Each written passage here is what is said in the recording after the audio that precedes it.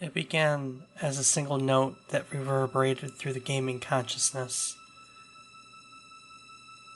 and with it, a flood of memories would come rushing back. Of lives lived, of lives lost, the characters and the stories that we all fell in love with. And 23 years later, it still reverberates through our very soul. It is, of course, Final Fantasy VII, and today we're going to be looking at how this game has really touched some members of the gaming community. While doing so, we're going to be looking back at the horrors of not having a memory card and having to walk away from your game mid-battle. We'll then revisit Battlefield 1942 and debate one user's notion that this game was a good tool to teach his children about World War II. Finally, we're going to be taking a look back at Burnout 3 Takedown. And we're going to be visiting one gamer's notion that Burnout is a good game for venting aggression, unlike many other games of his time, purely because there's nothing else to distract from the gameplay. Or is there? Join us for these discussions and more as we take today's trip down memory card lane.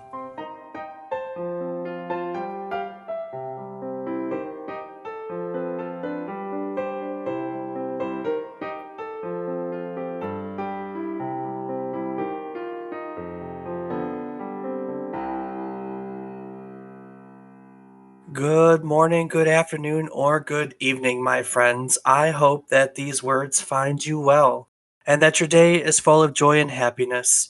With all the craziness going on in the world, we just want to send you some good vibes. Hello, and welcome to episode 2 of our video game nostalgia podcast, A Trip Down Memory Card Lane. The podcast in which we take your stories about video games and turn them into important conversations about how they've impacted your lives and more. That's right. We want to hear your fondest memories of gaming so that we can share them with anyone who will listen. So if you're that person who has some great memories to share, go visit our website at memorycardlane.com, where you can directly submit them, or you'll find a link to join our official Discord community where you can converse with us or with others. Share your stories, guys. We want to hear from you. It makes it much more interesting. I'm the creator and your host, David Casson. And joining me again today as my co-host is the second best-looking sibling in our family, my brother, Rob Casson. Rob, how you doing today? I'm doing well, Dave. And let's just make one thing clear. If we're talking about the best looking sibling, Dave is obviously not talking about himself as first. Probably be our sister. Jury's still out on that one. I did say like tell them I'm the good-looking one. Uh, maybe Christina is the best-looking sibling. Maybe it's me. You'll never know. Either way, you're in the middle. So, Rob, we're sitting here again for another episode. The fact that you've joined me again, the fact that we've still been talking all week means that the first episode couldn't have gone that bad. Still, I'm going to take an opportunity to ask you, how do you think the first episode went? I think for a first episode, it went well. Obviously, there's some hiccups, there's some unsurety, but we got through it, and that's all that matters. And all that we can do from here, we could possibly get worse, but I doubt it. I'm pretty sure from here, it can only Did you get better. have to say it? I think we could possibly have gotten worse. Well, you always can. There's always the chance. We want to shoot for the ceiling, not for the floor. I mean, the goal is to grow and level up and get better. I mean, yeah, I guess we could get worse. I could not put out another episode. I mean, there's always that possibility. Would Very you have done true. anything differently? I might have prepared myself a little more, but there's always going to be that chance that sometimes the best reactions are going to come when you don't have that much prep. So I wouldn't say too much. It's just continue on and see how everything goes. That's going to be like the polar opposites of our approach to this. So on one hand, you've got the over preparation, and you're like, I'm just going to show up every day. We'll see what happens. I That's love me. it. Yep. I love it. Love Got it. to be Love it. one. So, welcome, listeners. Again, if you're joining us for the first time, I want to say welcome. And if you're returning for another episode, welcome back and thank you. Thank you so much for listening. We hope you're having as much fun with this as we are. So, is there anything else you want to add before we get into it? Just want to say thank you as Well said. well. Well said. Last week, we briefly touched on Final Fantasy VII as the game that I had considered to be the first video game that I had ever considered to be a work of art. Coincidentally, it was released 23 years ago this week. Actually, 23 weeks to the day since we're recording this on Monday. And, it has gotten a recent remake, which has made it very fresh in the minds of the current gaming collective. Still, I wanted to take a chance to hit the rewind button and go back and look at it in all its original glory. So, Rob, what do you remember about Final Fantasy VII? The major things that I remember from this game are the one of the first bosses, the scorpion robot, the guy with the Gatling gun for an arm, and then the weird train graveyard. Those three things to me growing up, like when I was young, first watching you play, were very, very distinctive about this game and definitely stuck in my head a little more than other So, things. Scorpion Robot, which is one of the early bosses, if not the first one, if I remember. I believe it's Haven't the played it in first. a hot minute. The guy with the gun on the arm who shows up right in the beginning, and the train graveyard. I remember the train. So you remember everything from the first part of the game in Midgar, basically. Yes, that would be Did correct. you ever play the game yourself? I did when I was a lot younger, so I don't remember the end game as much as I remember the early game because I definitely played the early game many, many times because I at least know the first boss for me was extremely difficult at first. So I got very familiar with the beginning of that game. I It was tough. I remember the first time I ever played through it, I was so eager to rush through it that there were definitely times that I hit walls and couldn't beat things, had to run around and level up and grind to get further. I had an opportunity to play this many times. It became a summer game for me. Every summer vacation, I would play through it at least one time. And the more I played it, I started to learn to take my time. And grinding wasn't so much of a thing when you take your time. Game's also much easier. So I remember when this game first came out, I don't think I had it at first. My best friend had it at the time. And I remember going over to his house every single weekend to play this game. It was another one of those games I think I had talked about like last week where, we get dropped off after school on Friday and then picked up late on Sunday, and we'd fight for as much time on each end as possible. I still remember my mind being absolutely blown the first time it loaded up. The music, the scene, the video, it was awesome. It was awesome.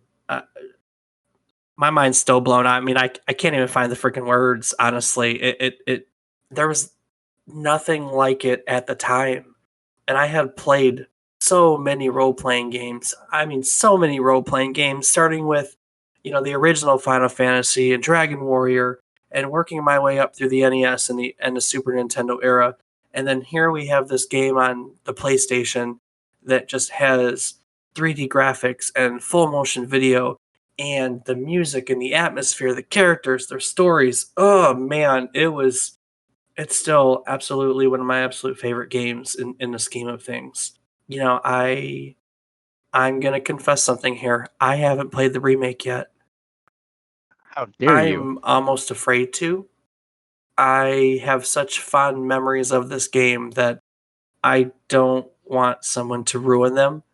And I understand that the remake is different, and I understand the remake is good. I have heard nothing but good things about it. I really have no reason not to play it, but I do love this game, and I don't want it ruined. I can understand that. Myself, I make the stab at you, but I myself have not done the remake yet. But finally, Olivia loaned me her PlayStation 4, so I might finally bite the bullet and pick it up and see what it's all about. Because, I do love the original and don't think that it could possibly live up to the same name, but I would love to see where the artistic creativities of the creators, of the developers of this remake went and see how they did it. I mean, can't compare to the original, but I still think it'll be a You phenomenal know, game. I what stands out to me the most was the characters and their story. Everyone in this game had a story, and every place that you went had a connection to the characters for the most part. You know, you went to this town and it was this person's hometown, and you went to this town and while traveling, you know, Cloud, the main character, had done something in this town, and then so and so's parents worked in this town. Uh, just every single place that you went had story, and I don't remember another role playing game before this per se that the world was so well connected to one another and the characters were so fleshed out. I'm not saying that there weren't good role playing games before that. Not at all. I am a fan of the earlier Final Fantasies. I love me some Chrono Trigger. I really do. You know, I we talked about Illusion of Gaia last week, and there are other role playing games from the Super Nintendo era that I absolutely adore, but I don't think that anything else held a candle to this at the time. So yeah, everything just felt so alive. And then of course there's Cloud. I mean, that's such an iconic character in gaming right now. Am I right? Yeah, You I would have agree. this dark, brooding character who is so confused about who he is and where he comes from. I mean, it's literally he's literally in the middle of identity crisis, and that's something it's so easy to relate to when you're a teenager. Because I would have been, what would I been? Would have been like 13 when this came out, roughly. Yeah, just it's just a dark, brooding character. You know, this is the essential identity crisis character that we see time and time again. You know, like Fight Club and Blade Runner, Memento, maybe Mulholland Drive. Hold on, Dave. What was did you just say something with FC? Because I thought rule number one is we don't talk about that. Yeah, well, I'm not talking about. No, I didn't say anything at all. I think you're sadly mistaken. Oh, okay. Good to So, know. you know, when you're a teenager, you can absolutely relate to not knowing who you are. And in this case, the main character, spoiler alert, you know, the memories are manufactured. People are going to eat us alive. Nerds can't even figure out this game. I'm just waiting for the comments all over the Well, place. that's great because that gets you guys involved, and that's what we want. Yeah, right. Yeah, exactly. So, all right, back to Final Fantasy. You know, one thing I remember is the battles taking forever. We kind of talked about that. I know that time changes for you as you get older, for sure. I think as I got older and I kept playing this, the first time I played it, I thought it was a game that took forever, and maybe it did. Who knows? Maybe we played through it in 100 hours. I remember it taking more like half of that as I got older and kept playing it and could get there and get there and get there. But one thing I do remember is all the mega boss battles because that was something that was unique to this series. Do you remember any of those? I can't. I, I feel like I vaguely do, but not very well. So I'm just gonna say on the safe side, No no. ruby, no emerald. Don't remember any of the weapons at all. I remember weapons that you had to fight, but I don't. I wouldn't remember just by seeing them. It's just a vague memory of this game, but it's also kind of mixed in with other games that I remember from childhood, like that Teenage Mutant Turtles in Oh Time. yeah, it's a good one. I remember. I want to say it's at the beginning of the second disc, but somewhere in the game, maybe the third disc because it comes out of the crater, the North Crater. I remember a full motion video in which one of the weapons came alive and just broke out. You know what I remember about the full motion videos actually? I remember playing and being so goddamn excited to get to each one. Like, we didn't have games with full motion video like that. And I mean, this one pushed, they look so freaking real.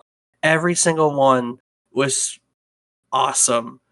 The weapons coming alive, Sephiroth with the Nibelheim burning in the background. That was one that stuck out for a while. There were so many good full motion videos to tell the story. So, on that note, I want to share a memory that one woman posted on the Final Fantasy subreddit that I came across that I think we can all relate to. I'm super late to the Final Fantasy VII party, but it's taken over my life for the past months. It is the first JRPG I've ever played. I've been grinding nonstop to get to a level where I can even entertain the ruby weapon, and still, I've been defeated 40 times over. Currently, I'm embroiled in a fierce 20-minute long battle thanks to a one-hit KO that missed two of my party. A few more rounds, and I know I will destroy this motherfucker. I can taste victory. Mom and Dad have been yelling at me for 15 minutes to go to bed and have started threatening me with getting rid of the Nintendo. Rob, do you remember when they called every system on the face of the earth the Nintendo?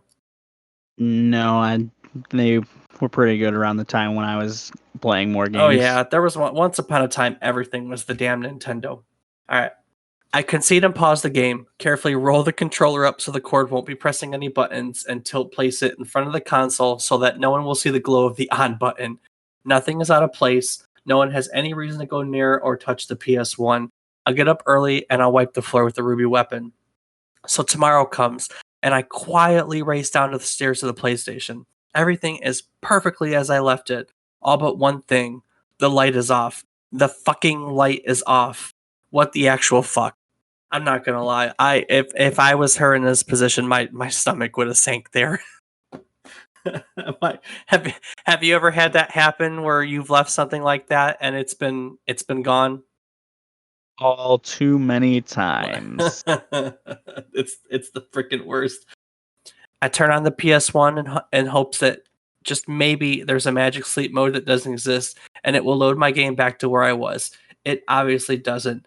I am a tiny glass cage of emotions. So she goes on to say that it would be another 3 weeks of leveling before she was strong enough to beat Ruby properly. You didn't have to play a lot of games without the save function, did you? No, I did Yeah, I not. definitely think that that's something that the younger generations take for granted. There was a time when we didn't have the save function. We didn't have memory cards. We didn't have built-in memory on the games. I still remember playing without memory cards. You leave the PlayStation on, you hope no one touches it, like this poor woman here. And I can't even tell you how many times I've come back to a game that wasn't there. And you just shrug your shoulders, chalk it up, and you get back to it. I remember computers. We had a Atari ST, I think it was, which was a early computer in the 80s. And dad had bought me these books on making your own video games. They were coding in BASIC. And I mean, you really didn't learn BASIC. You copied word for word from the book, the code for the computer game, but it would take you an hour, 2 hours to type all this code in. You couldn't save it because there wasn't any way to save it. We didn't have any way to save it. So you spend a few hours coding these games, a little chintzy, ASCII drawing type racing game is one I remember making. And then you get to play it for, I don't know, a couple hours and hope no one turned the computer off because once the computer turned off, all your hard work was done. But it was super exciting to make your own games even back then. It's not like it is now. It's way different to make games now. It's still easy, but back then it was this newfangled thing, you know? Yeah. Early Nintendo games didn't have memory cards either. We had passcodes. The passwords would save your place. So you could get a password that would start you at this level with this equipment, or a password that would start you at this level too. But after a while, everyone got wise to that, and they used to make all these books that had these passwords and stuff in them that you could get from the store, so you could skip around in levels. Do you remember any of that stuff?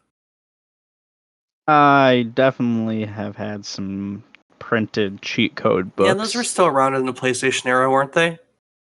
Yeah, I one of the most prevalent ones I remember, I was like best cheat codes of whatever year, 2004, 2003, 2005, and most of the time I was using it for the Grand Yeah, Theft you Auto had all games. those codes that would instantly increase your wanted level and give you all the guns and stuff, right? Yeah, that and the You ability could to fly with fly a with a tank. tank. Yeah, there was one you would turn like a low gravity or flying cars on, and then you would use the gun of the tank, the main barrel, to propel yourself forward. Which Grand Theft Auto was that? I want to say it was Vice City or San Andreas. Maybe both of I them you were honestly able don't to do that. remember. I think flying with a tank would sound like fun. It definitely So, was. I still remember having to look up guides to this game and others on our shitty internet. Do you remember Game Facts, GameFAQs.com? Ironically, I had just visited it a couple of weeks ago. I don't remember why, but definitely was just on there not too No, long ago. no way. Wow. Yeah, Don't give me this. I don't remember why. Why in the name of God's green earth would you have been on Game Facts in this day and age? maybe it was Grand Theft Auto 5 campaign making the most money off stocks guide or something. I don't recall. It was some game I was looking up a guide Man, for. we used to use that all the time. It it wasn't like it is now with all the video walkthroughs and the picture by picture guides. We used to have all those stupid text based ASCII guides where people had to be super descriptive about how to find things. I'm pretty sure that that site created a whole generation of writers because people had to be so creative when they were writing their guides to tell other gamers how to play through games. So you were looking up a stock guide for Grand Theft Auto? I'm pretty sure it was. I don't recall exactly, but I'm pretty sure that's what it was. How is the stock market in Grand Theft Auto? Things doing well these days? It's very lucrative if you know when to buy and Well, I mean, sell. the same can be said for the real stock market. What the fuck do you need to know from the GTA guide? Who to kill and when. Oh, well, ironically enough, I'm pretty sure that there are a lot of guides on the GameFAQs site that could tell you that too. I'm going to admit something. In doing research for this, I actually went to Game Facts for the first time in forever and searched for a Final Fantasy guide just to kind of get a little bit of nostalgia. You know, I went to the Final Fantasy guides and I clicked on the first one, which was an ultimate guide by Absolute Steve. I I guess he's the pentultimate Steve. You know, if he has to know himself as the ultimate or absolute one. So I'm going to put a link on our website with the show notes if anyone wants to take a look at it. But right at the top of the guide in old ASCII was the word Facebook. And I'm going to tell you, that took me right out of nostalgia. Like instant snap of the finger, gone. Well, I was doing research. I also stumbled across this Reddit thread. It was a discussion on the remake entitled Playing Final Fantasy VII Remake is Still Surreal. And it was posted by Goddess of Numis. And I want to share this post and some of the replies. So, Goddess of Anumis states, the original had helped me through a tough time where I needed something to focus my attention while at the lowest lows of my depressive episodes. Now, Rob, I don't know how much you know this, but I've kind of struggled with depression my whole life. You know, these days, admittedly, I'm doing really well with it. I've been to therapy, I've been on medication, you know, since I was in my mid 20s. And so I can tell you from experience that video games have very much been an escape for me for most of my life. And it's kind of a place I tend to dive into them when I have depressive episodes. They're definitely where I go to when I don't want to deal with anything else. And I think that's a lot of why I'm so adamant about sharing things because I think that's the case for a lot of people listening too. How do you feel about that? I would absolutely agree. I know that video games have helped with a lot of situations, difficulties in college and things of that nature, being able to use video games as an outlet to let out those frustrations, as well as keeping in touch with not only yourself, but with friends from back home that I was close with prior to leaving, that I wasn't able to drive over to their house within 10 minutes anymore. It was roughly, hour 45, 2 hour drive to see friends. It definitely got a lot more difficult adjusting to that in the beginning. And games definitely were a nice outlet to get through all I of want to that. read some more of this thread. JMedic89 replied, I hear you. It's almost as if this game had defined a whole generation of people who are willing to let it immerse them into its world of comfort. It brings me happiness to know that other people share the same perspective and bond with this game. I think that's a lot of why we're here, isn't it? I think a lot of people share our perspective and our bond over mini games and gaming in general, and it brings us happiness to be here and share it. So here's a fun one. Tin Andra Tin Heroa writes, what's wild for me is that my game buddy back in 97 is now a dad with two daughters. He told me he showed the remake to his eldest and he told her, this is the game I played when I was your age. That's kind of scary. I think if I had children, it'd probably be the same thing though. It'd be introducing, here's a classic, kids. Come play with me, you know? Yeah, I definitely would think Rob, is so. there anything else that you want to add about Final Fantasy? I know we started the conversation, off the premise that last week we talked about gaming as an art medium, and this I want to talk about because it was definitely the game that that I remember the earliest gaming as art. I was in love with the music. I was in love with the game, the graphics, the story, the characters. I mean, everything about it was just to me a masterpiece. And from the nostalgic standpoint, it sticks out in my head as one of the earliest pieces of games that I thought was just purely a work of art. So it's special to me. Is there anything that you kind of want to touch on before we move on? I don't have a whole lot. I will say I definitely do know that there is a lot of music from this that is very memorable and has stuck with me over the years. But I do want to say that this is definitely pretty high up on my list of games that I absolutely need to play because the fact that I remember as little as I do is not something I want. So, time for me to get on this nostalgia train and add this to the Yeah, I playlist. don't think you'll regret it. I crap. I mean, just log on to any social media network. I obviously get a lot of stuff from Reddit. I spend a lot of time on there. There's thread after thread after thread of people talking this game up, playing it for the first time, finally playing Final Fantasy VII. I mean, you could probably find a dozen in the last week, and then people talking about the remake too. It's you won't regret it. It's an amazing story, and back then, the type of investment that this game required was rare. There weren't a lot of games that asked us to do 40, 50, 60 hours back in 1997. And so I can understand why, as a young kid, that felt like such a big deal and such a big investment. With that being said, nowadays, that's the norm. Games take a lot of our time and we invest 40, 50, 60, 500, 1,000 hours, um, Rocket League into it.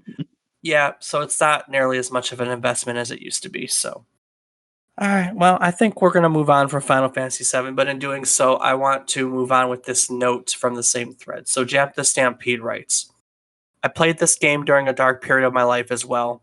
I was a kid dealing with my parents splitting up, new father figures in and out of my life, new cities, new schools, a lot of moving around and being the new kid.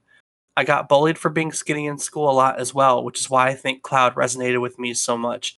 Here was this little guy that was a complete badass. I'm 28 now, and the remake has damn near brought me to tears on multiple occasions.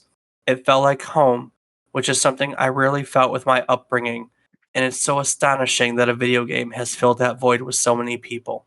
And on that note, let's take a short break.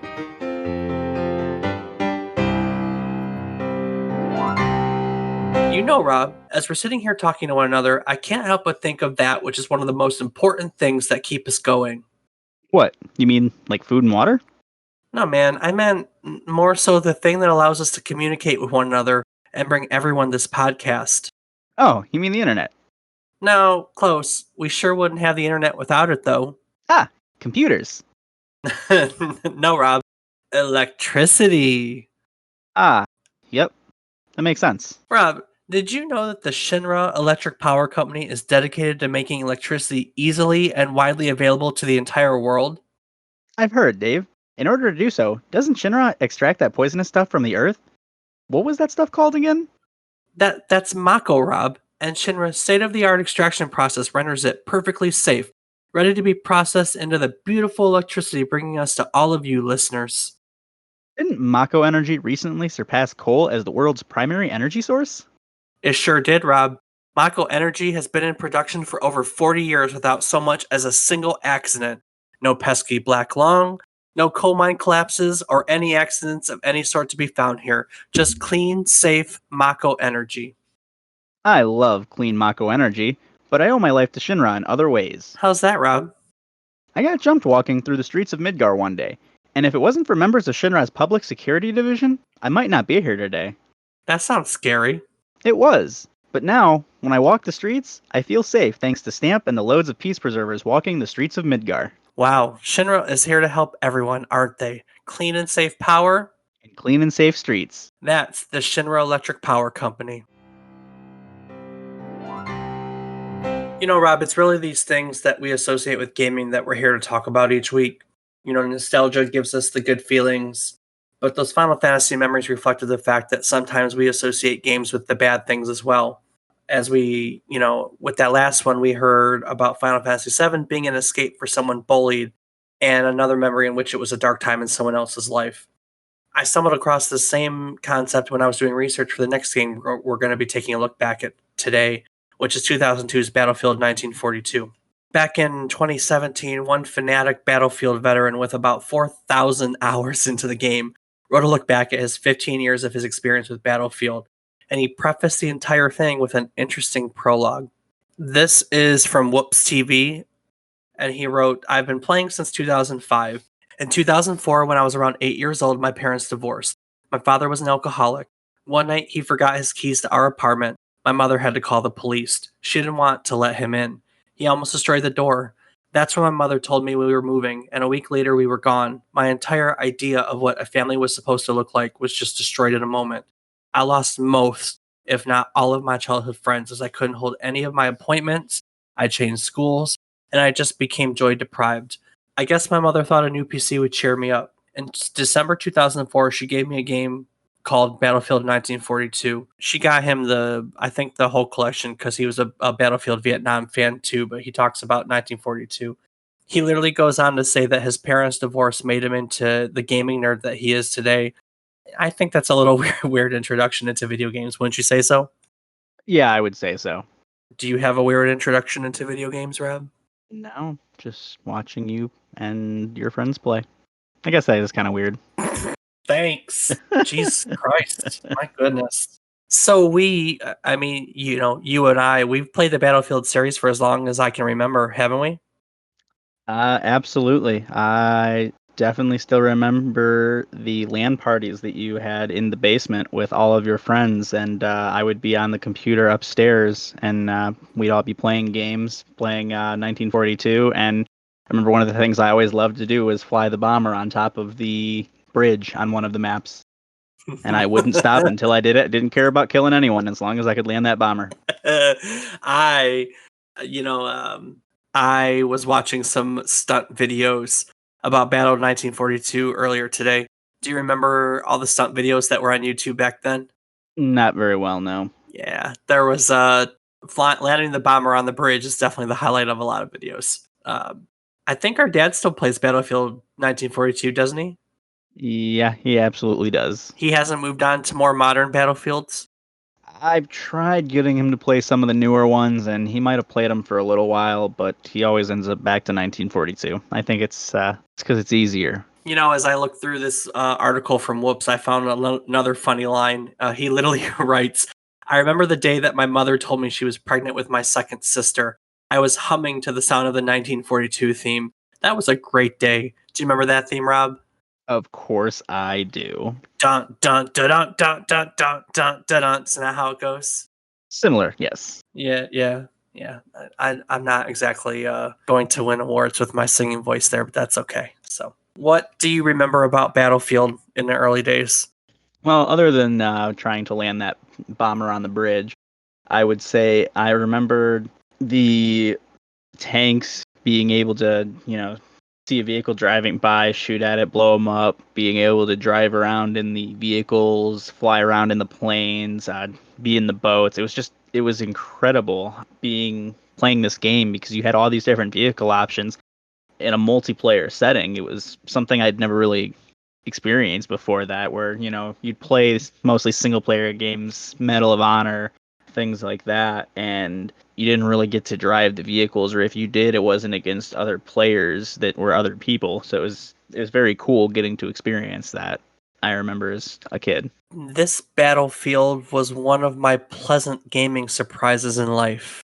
It was, it, it was a complete surprise. I had no clue what I was getting when I came across it. I hadn't heard about it. I had no idea what it was. I don't know why, but I remember it clear as day. I was walking through Target with my girlfriend at the time, and I saw this game on an end cap and I picked it up, and I remember seeing it talk about 64-person battles, and I had never before come across a game that had 64 people playing at one time.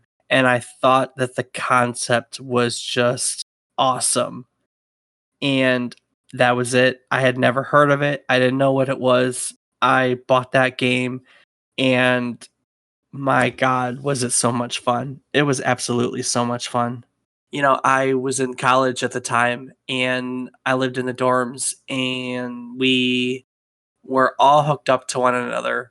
So a bunch of us ended up buying it. And I just remember that damn theme song blaring out of room after room, walking through the dorms from floor to floor as we were all playing together and doing the most stupidest shit you could possibly think of in the game.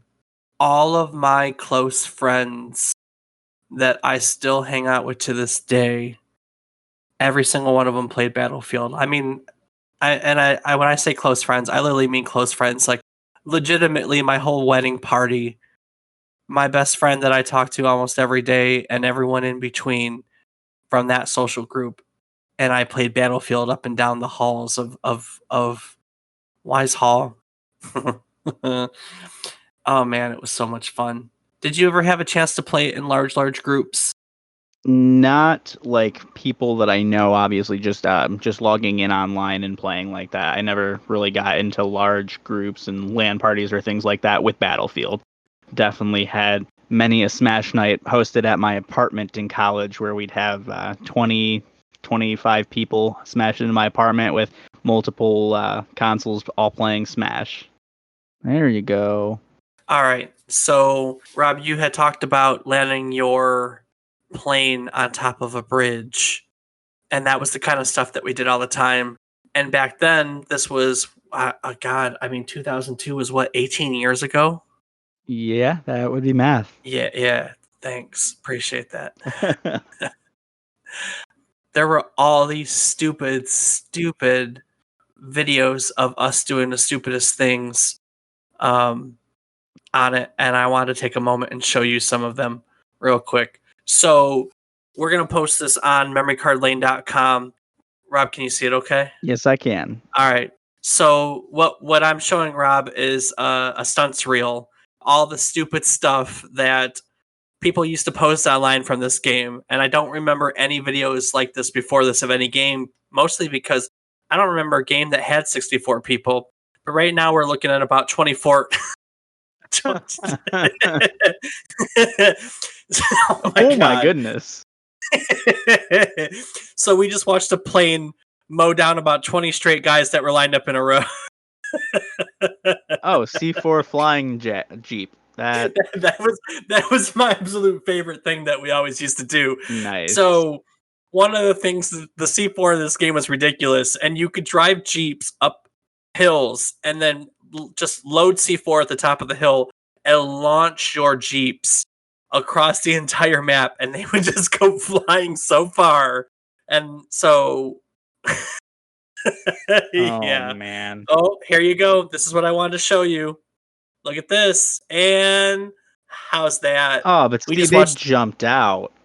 Oh, see, you wanted to land it yourself. You didn't like it that they jumped out and let the plane land itself. Yeah, I landed that boy with myself and then hopped out and Oh, walked the bridge. man. Well, I mean, not everyone can be as skilled as you. Look at that. They cleared that river in a Jeep. That's impressive. Yes, it is. Just goes to show you the power of a jeep. Nothing quite like those willies. Nothing quite like those willies. And I remember watching these all the time and being so excited to try them, try the loop-de-loops, bomber under the bridge, and then just making those Jeeps launch all over. I know you can't see the screen very well, but at one point, someone commented on the chat on the screen, I can't believe we're having this much fun doing this, which absolutely sums up how I feel about it, because who would have guessed that you could have that much fun not actually playing the game itself?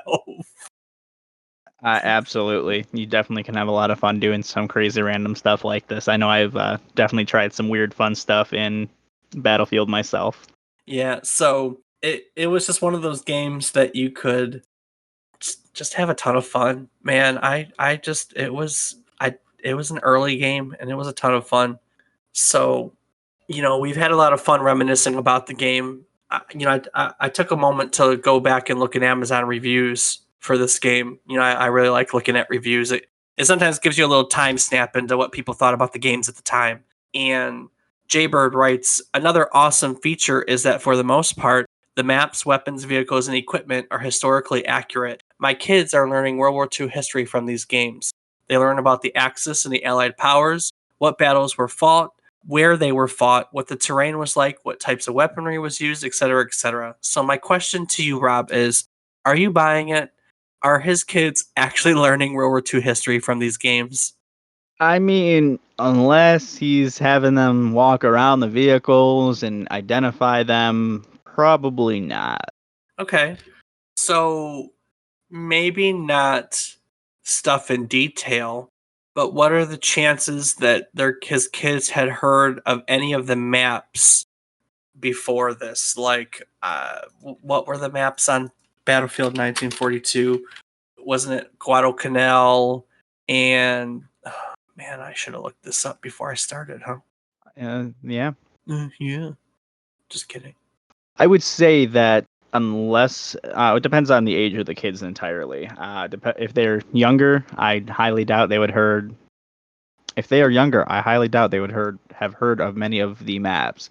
But if they were older, maybe took a more advanced course into World War II history, a few of the maps were more notable battles within the war.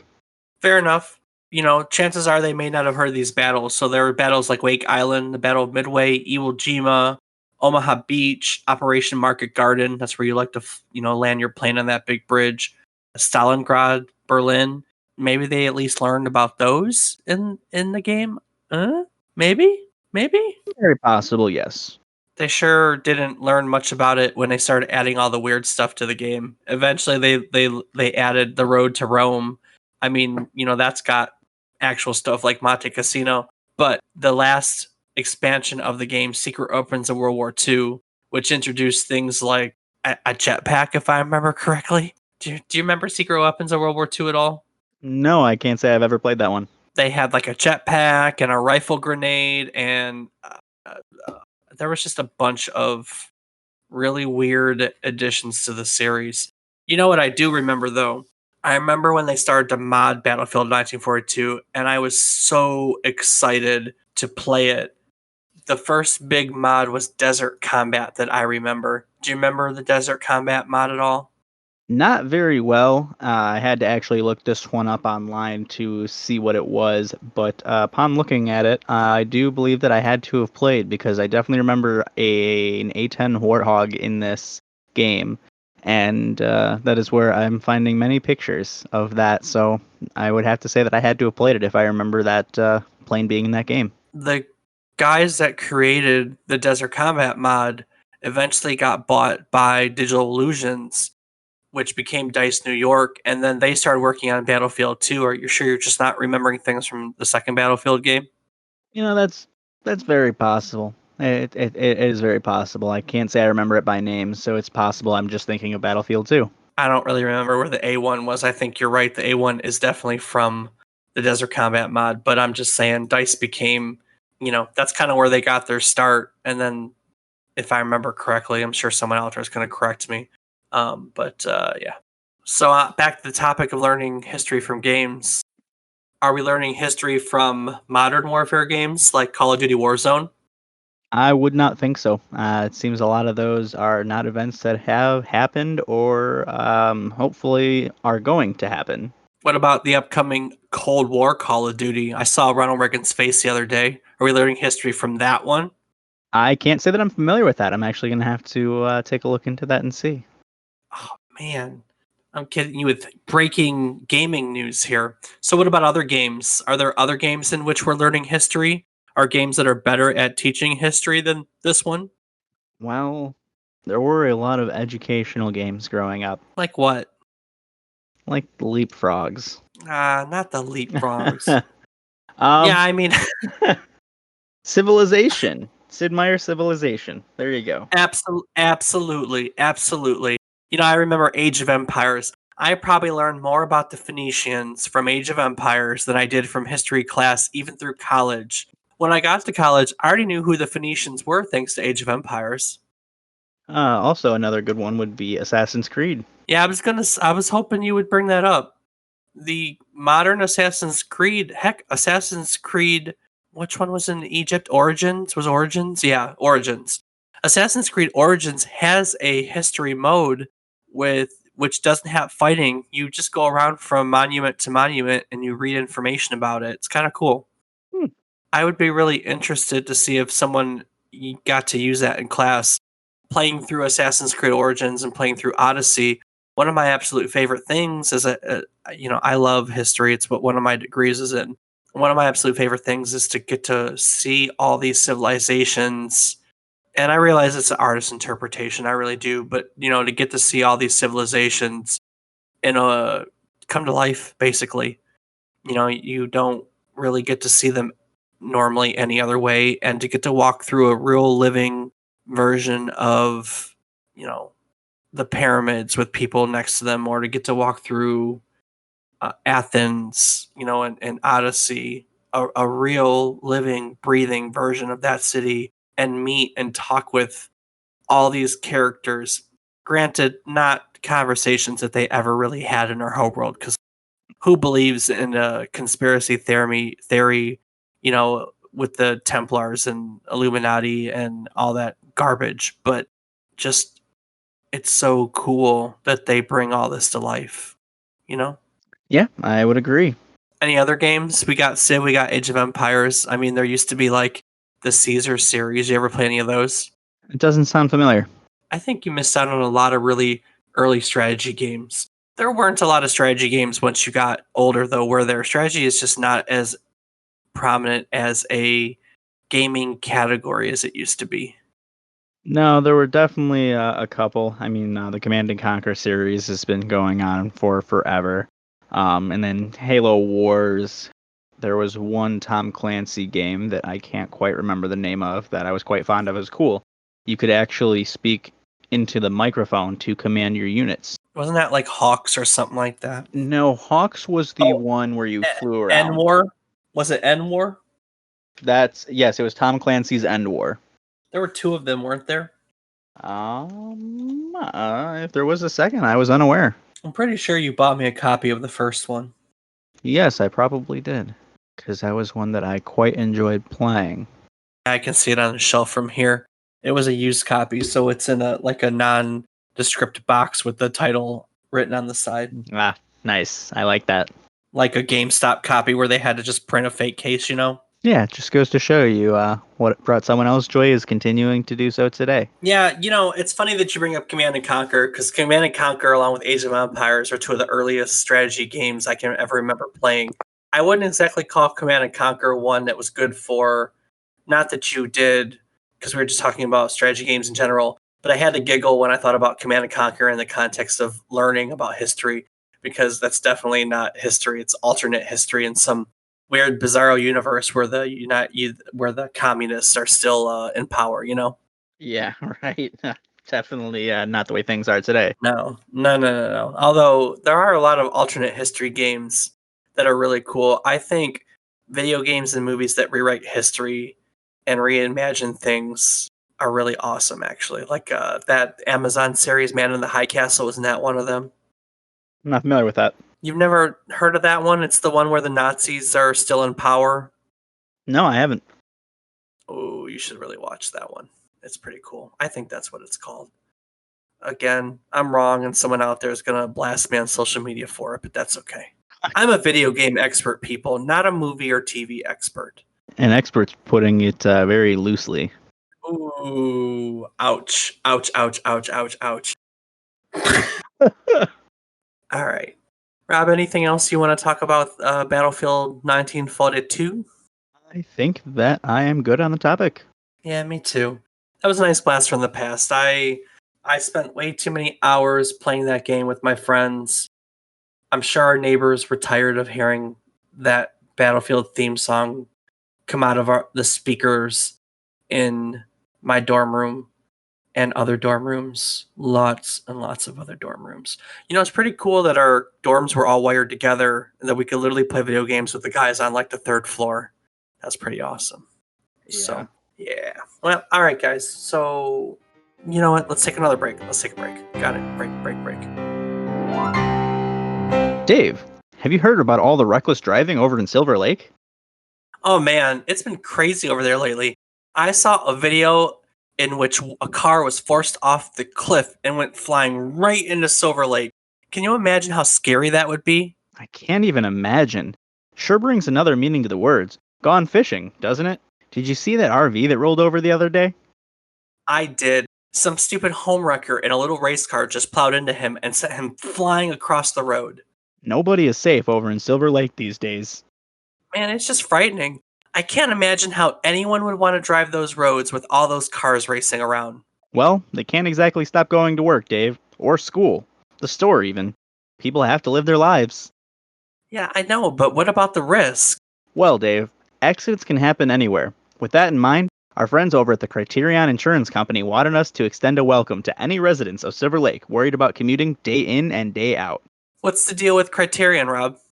Well, Dave, Criterion has years invested into the Silver Lakes community, and they want everyone to know that they're here to stay, and more importantly, here to help. And how exactly do they intend to help, Rob? Criterion promises to help the citizens of Silver Lake no matter what. No one can take down the dedication of the Criterion Insurance Company, no matter the reason you need them. Crashes, breaking cars, reckless rampages, road rage, or even those unfortunate laps in which everything just ends up burning. Criterion is there for you. Man, they sound like a stand-up company. They are, Dave, always on the battlefront, helping innocent people caught up in reckless behavior. Sometimes it's like a battlefield out there, but they've always got our back. Criterion. It is what it is. So stupid. I'm so stupid. Oh man, I hope some people get it because there's so many stupid little jokes written into those. All right, we good? You ready to move on? Yeah. All right, so we've had an opportunity to look at Battlefield 1942 and other games under the guise of an educational tool. That maybe we can all agree in those games that the violence is just a window dressing and that the educational value is the real meat and potatoes. It's this concept of violence being a window dressing that brings us to our next game. We're going to jump ahead a few years to 2004 and take a look at Burnout 3 Takedown. Rob, are you a Burnout fan? Yes, I am, Dave. Burnout series is very fun. I remember playing it a lot growing up, especially the times me, you, and Dad would sit in the living room and go back and forth on the crash mode, seeing who could cause the most destruction and get the highest score. Definitely remember all the countless hours we spent doing that. I agree. So, on a thread pointing to an IGN article about Burnout 3 being the most perfect arcade racer ever, Samuel Enderby writes, Burnout 3 is the only game I can fire up to vent aggression. There is always this argument that traditionally violent games are great for that, but not for me. Even playing Doom, I get too into the game, finding secrets, managing health, etc. The violence is just a window dressing, which has its own appeal, don't get me wrong. It just doesn't translate to feeling violent at all. Balling your fist and wanting to smash something, nothing compares to the feeling of impact and force of takedowns in Burnout 3. So we'll come back to the thrill of Burnout 3, but first, do you agree with him that violence is just a window dressing for everything else they put into the games? Ooh. I know, that's a tough one, huh? So do you feel that violence is the driver of the game, or that violence is just one part of the game? Everything else is just the polish in the game itself. Like what's specific? I definitely don't think that violence is just window dressing for everything else. I think that there is a lot of aspects they put into these games, and that, while there is a violent aspect, it's more to it. It's that the violent aspect is just kind of the means to an end and of portraying the art, and everyone has a different thing that they're into. Some people want that mayhem destruction because it's a way that they can vent. They can do things that they know is not moral and that they can't do in real life. But it's also through that they might find some different kind of satisfaction. It might be they really enjoy the calming motion of the repetitive driving around, or the just the different cinematics that they're seeing throughout the game. Yeah, I'd have to agree. I am Violence isn't just a window dressing for everything else. Violence is one part of the game. I'm definitely the type of gamer that gets lost in the games very easily. I play Far Cry or Assassin's Creed or anything like that, and I have to collect every stupid little thing. And so I get lost in games and I don't vent my frustration on them the same way, but they're an escape for me because of everything else. Because I can just go in there and I can hunt this thing down, I can hunt that thing down, and suddenly hours are gone because I've been exploring every nook and cranny looking for something. I definitely have games that I play just to zone out and not focus on it. And I think that's a lot of I think that's what Rocket League is for me, although I think Rocket League may amplify my aggression sometimes. I would definitely say that it amplifies aggression. There have been many days where I thought about taking off my headphones because of how loud you are. But I think for the most part, violence is violence is just a part of all the games. It's one part, and so I understand where he comes from.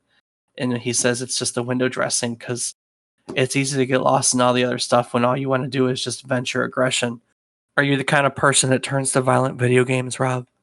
Mm, Not really. I enjoy playing them, but there's not really any venting reasons. I mean, most of the games that I play are what cause me to feel angry in the first place, like Rocket League. So can't really use Absolutely. that to vent when that's the game that causes me the frustration in the first place. So while we're talking about quote unquote window dressings, can we go back to Crash Mode? You remember Dad, yourself, and myself playing Crash Mode all the time, huh? Yeah, absolutely. I definitely felt that it was normally yourself that would lead, and I would have a close second, and there would always be those one or two times where Dad would surprise the both of us and kick our asses. So, for the topic of this discussion, I'd like to refer to a reply in the same thread by Baron about crash modes. He writes, "It was definitely a cooler named puzzle mode." And I definitely have to agree with that. I remember playing each crash junction for hours, picking different cars, different ways to fly into traffic until I found the one that did the most damage.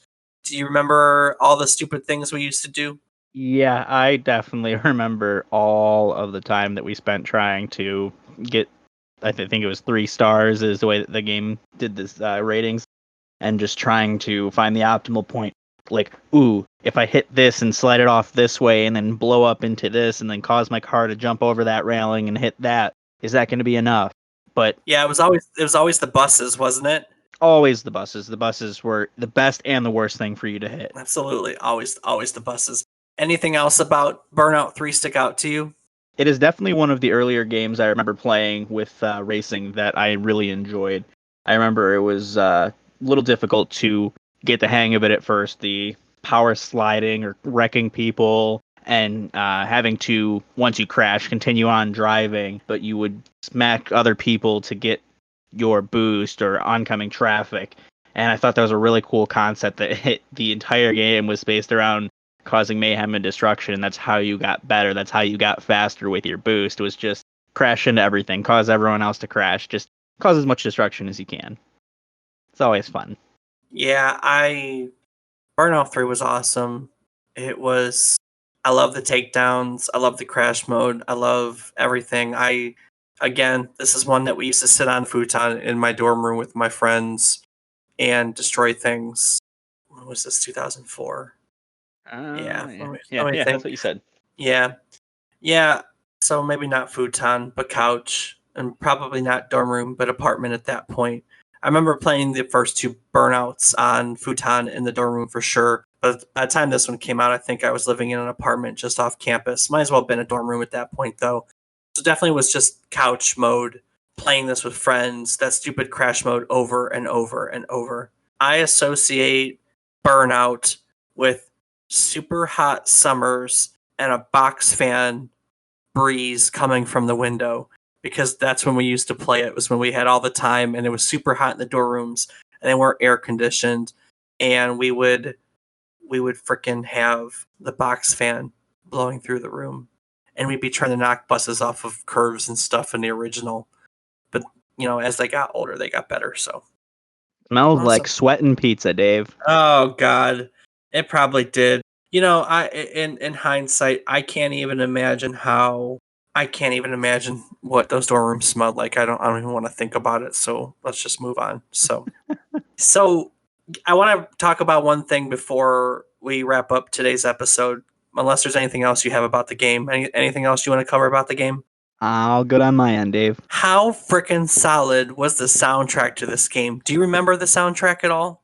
I vaguely remember it, but not nearly as much as I remember other games. Yeah, huh. So, people don't know. I was a little punk rock, alternative emo kid, kind of all the above, and this soundtrack was absolute fire. It had Fall Out Boy, it had Franz Ferdinand, had Funeral for a Friend, had Jimmy Eats World, had Motion City soundtrack, My Chemical Romance, Newfound Glory, Pennywise, Rise Against, Yellow Card. I mean, geez Louise, this is like the who's who of music for me in that age. And if we could afford the licensing for any of them, I would definitely play all of them for you on here. You don't remember any of that music? I definitely remember now that you mentioned a lot of those names. This is probably about where my alternative and emo punk rock phase came from because a lot of those names that you mentioned definitely were what I was listening to. So I have to guess.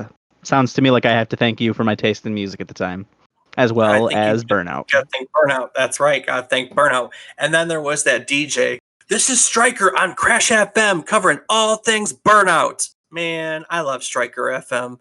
That just, they did a really good job with this episode. A really good job. Well, that's it. We did it. Another episode down. Thunderous applause, everyone. Rob, would you like to add anything? I am good. Rob, what are you playing right now? That would be RuneScape, Dave. Do you play RuneScape while we're recording? Well, considering that there are many skills that I can do without maintaining a lot of focus, I wouldn't say that I do it often, but it's definitely happened from time to time. Oh man, I'm jealous. All right, everyone. Well, we'd like to thank you for sticking with us for another episode of our podcast. If you'd like to join our community and become a part of our conversation, you can find all the information on memorycardlane.com. On memorycardlane.com, you'll find notes on the sources to all of our episodes, pictures of our stupid faces, links to our Discord community, and a link to our Patreon if you'd like to contribute financially to help our community grow. That's right, everyone. Starting at just $2, you can support us in the growth of our nostalgic community.